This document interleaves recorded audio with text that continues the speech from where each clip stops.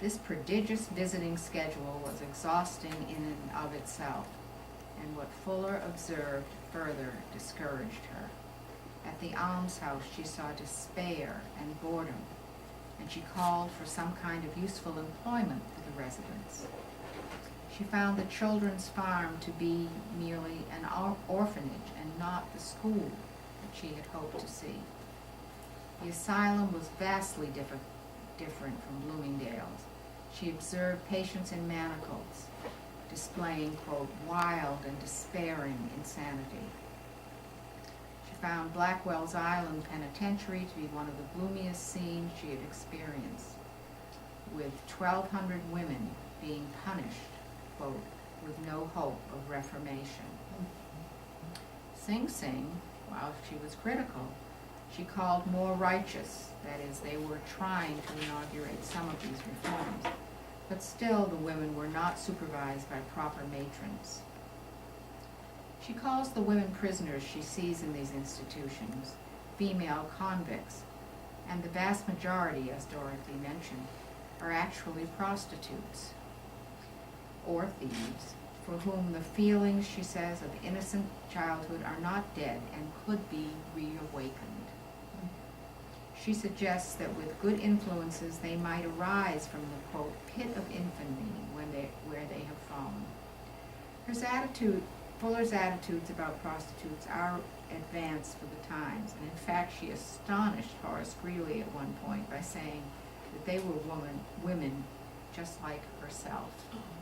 Shocking. A visit to the Tombs prison was the worst. She found it unendurable, full of nauseating odors, a simply barbaric place. Reforms, and after all these visits, she drew up a plan of reforms. Reforms she recommended following these visits included classification of prisons, orphanages, and asylums, and placement of individuals according to their condition and needs. The placement of trained attendants at these institutions. She also called for all patients and prisoners to have instruction, both oral and written. She begged for good sanitary systems, without which she understood good health was impossible. And finally, she demanded that the city take responsibility for providing the funds needed to improve these facilities. After all, she said, there is wealth available.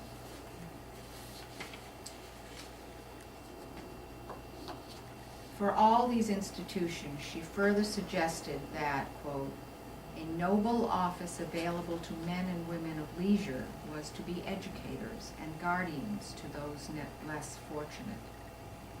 Her own role, as she saw it at this time, was to be the teller of truths to those who might act in response.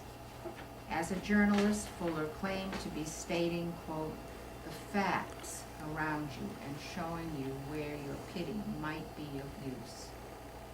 As she put it, should these words meet pleading eyes or eyes of noble tenderness, they may see possible reformation of these institutions. Education and, quote, preventative measures might save these precious souls from unwilling sin. So finally, in her column, The Wrongs and Duties of American Women, Fuller had called for women to take up the mantle of teachers and nurses. Her final words were the Christian and Christ-like injunction to go ye and do likewise. Clearly she was thinking of her own future, and while it would be more than a year before she gathered the funds to make the next steps possible in Europe, she was already planning a wider role for herself.